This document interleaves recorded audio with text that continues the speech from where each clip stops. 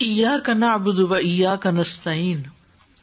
فإذا قال إياك نعبد وإياك نستعين انتظر جواب ربه له هذه بيني وبين عبدي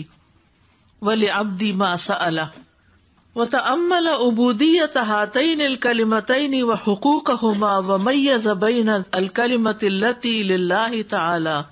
والكلمة التي للعبد وفقه سر كون إحداهما لله تعالى والأخرى للعبد وميز بين التوحيد الذي تقتضيه كلمة إياك نعبد والتوحيد الذي تقتضيه كلمة إياك نستعين وفقه سر كون هاتين الكلمتين في وسط السورة بين نوعي الثناء قبلهما والدعاء بعدهما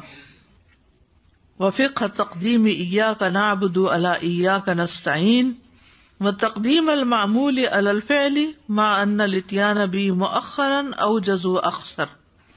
وسر إعادة الضمير مرة بعد مرة وعلم ما تدفع كل واحدة من الكلمتين من الآفة المنافية للعبودية وكيف تدخله الكلمتان في صريح العبودية وعلم كيف يدور القرآن من أوله إلى آخره على هاتين الكلمتين بل كيف يدور عليهما الخلق والأمر والثواب والعقاب والدنيا والآخرة وكيف تضمنتا لأجل الغايات وأكمل الوسائل وكيف جيء بهما بضمير الخطاب والحضور دون ضمير الغائب وهذا موضع يستدعي كتابا كبيرا ولولا الخروج أما نحن بصدده لأوضحناه وبسطنا القول فيه فمن أراد الوقوف عليه فقد ذكرناه في كتاب مراحل السائرين بين منازل إياك نعبد وإياك نستعين وفي کتاب الرسالۃ المصریہ۔ ہم صرف تیری عبادت کرتے ہیں اور صرف تجھی سے مدد چاہتے ہیں۔ پھر جب بندہ ایاک نعبد و ایاک نستعین کہے تو اپنے رب کے جواب کا انتظار کرے۔ یہ میرے اور میرے بندے کے درمیان ہے اور میرے بندے کے لیے وہی ہے جو اس نے مانگا، اور ان دونوں کلموں کی عبودیت اور ان کے حقوق میں غور کرے۔ وہ فرق کرے اس کلمہ کے درمیان جو اللہ تعالیٰ کے لیے ہے اور جو بندے کے لیے ہے، اور ان دونوں میں ایک کا اللہ تعالیٰ کے لیے اور دوسرے کا بندے کے لیے ہونے کے راز کی فقہ میں بھی فرق کرے۔ وہ اس توحید کے درمیان بھی فرق کرے جس کا یہ کلمہ ایاک نعبد تقاضا کر رہا ہے، اور اس توحید کے درمیان بھی فرق کرے جس کا تقاضا یہ کلمہ ایاک نستعین کر رہا ہے۔ وہ اس راز کی فقہ کی بھی تمیز کرے کہ یہ دونوں کلمے اس صورت کے درمیان میں کیوں واقع ہوئے ہیں، اور ان دونوں سے پہلے دو طرح کی ثنا ہے اور ان دونوں کلمات کے بعد دعا ہے، اور ایاک نعبد کو ایاک نستعین پر مقدم کرنے کی فقہ پر غور کرے، اور یہ کہ مفعول کو فعل سے پہلے کیوں لایا گیا حالانکہ اس کو بعد میں لانا زیادہ مختصر تھا، اور ضمیر کو بار بار لانے کے راز میں بھی غور کرے،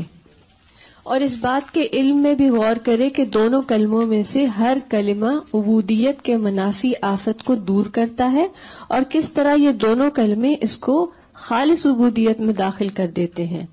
اور اس بات کے علم میں بھی غور کرے کہ کیسے پورے کا پورا قرآن اول تا آخر ان دونوں کلموں کے گرد گھومتا ہے،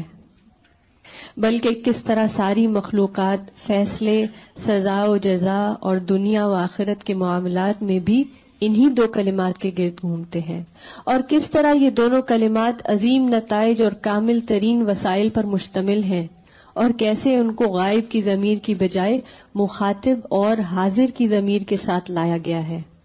یہ موضوع ایک بڑی کتاب لکھنے کی دعوت دے رہا ہے۔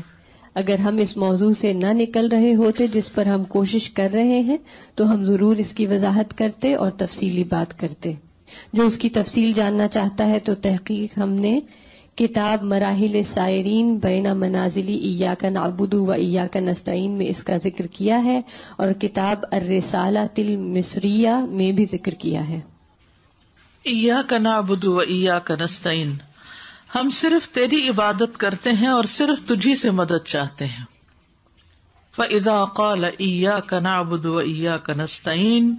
پھر جب بندہ کہتا ہے ایاک نعبد و ایاک نستعین انتظر جواب ربہ لہ، تو وہ اپنے لیے رب کے جواب کا انتظار کرتا ہے، اور وہ جواب کیا ہے؟ ہذہ بینی و بین عبدی، یہ میرے اور میرے بندے کے درمیان ہے، ولعبدی ما سأل، اور میرے بندے کے لیے وہ ہے جس کا اس نے سوال کیا۔ وتأمل، اور وہ غور کرتا ہے، عبودیت ہاتین الکلمتین و حقوقہما، ان دو کلمات کی عبودیت پر اور ان کے حقوق پر، ومیز، اور فرق کرتا ہے، بین الکلمۃ التی للہ تعالی، اس کلمے کے درمیان جو اللہ کے لیے ہے یعنی ایاک نعبد، والکلمۃ التی للعبد، اور وہ کلمہ جو بندے کے لیے ہے وایاک نستعین، وفقہ سر کون احداہما للہ تعالی والاخری للعبد، اور اس راز کی سمجھ میں بھی، یعنی وہ راز سمجھنے کی کوشش کرتا ہے کہ ان میں سے ایک کلمہ اللہ کے لیے اور دوسرا بندے کے لیے، تو ایسا کیوں ہے؟ ومیز، اور وہ فرق کرتا ہے، بین التوحید، اس توحید کے درمیان، الذی تقتضیہ کلمۃ ایاک نعبد، جس کا تقاضا کرتا ہے کلمہ ایاک نعبد، والتوحید الذی تقتضیہ کلمۃ ایاک نستعین، اور اس توحید کے درمیان بھی فرق کرتا ہے جو تقاضا کرتا ہے کلمہ ایاک نستعین، وفقہ سر کون ہاتین الکلمتین، اور ان دونوں کلمات کے ہونے کے راز میں بھی غور و فکر کرتا ہے، یہ سمجھنے کی کوشش کرتا ہے، فی وسط السورۃ، کہ یہ سورت کے درمیان میں کیوں آئے ہیں، بین نوعی الثناء قبلہما، ثناء کی دو قسمیں جو اس سے پہلے آئیں ان کے درمیان، والدعاء بعدہما، اور پوری دعا جو بعد میں آ رہی ہے اس کے درمیان، یعنی ثنا اور دعا کے درمیان میں یہ بات کیوں آئی ہے، اس بات پر بھی غور کرتا ہے۔ وفقہ تقدیم ایاک نعبد علی ایاک نستعین،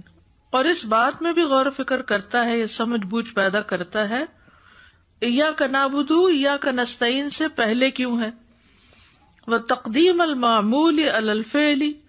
اور معمول کا پہلے آنا یعنی ایاک، معمول یہاں کیا، ایاک، علی الفعل نعبد، فعل پر، اور یہ تاکید جو ہے وہ شدت کے لیے ہوتی ہے، ما ان الاتیان بہ مؤخرا اوجز و اخسر، حالانکہ اس ضمیر کا بعد میں آنا زیادہ مختصر اور جامع ہوتا، جیسے نعبد کا اگر ہوتا تو نعبد کا کہنے کی بجائے ایاک کیوں کہا گیا، ایاک نعبد، وسر، اور وہ راز بھی، اعادت الضمیر مرۃ بعد مرۃ، کہ ضمیر بار بار کیوں آئی ہے، یعنی ایاک نعبد و ایاک نستعین کیوں ہے، ہم یہ بھی کہہ سکتے تھے نعبد کا و نستعین کا،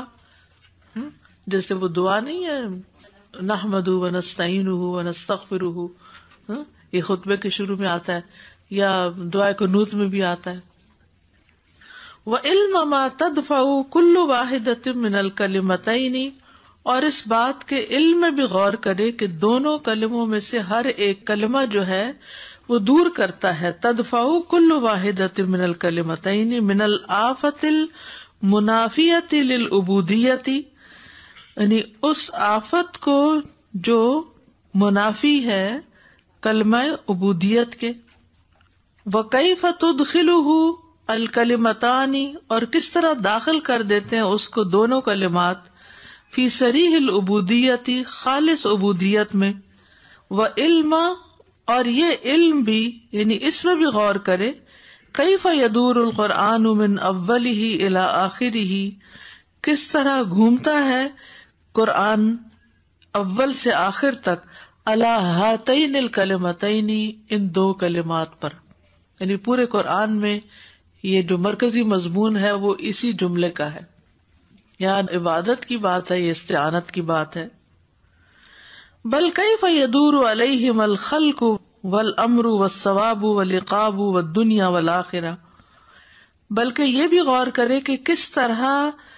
گھومتے ہیں ان دونوں پر، یعنی عبادت اور استعانت پر، کون؟ ساری مخلوقات، والامر، اور فیصلے، والثواب اور ثواب، والعقاب اور عقاب، والدنیا اور دنیا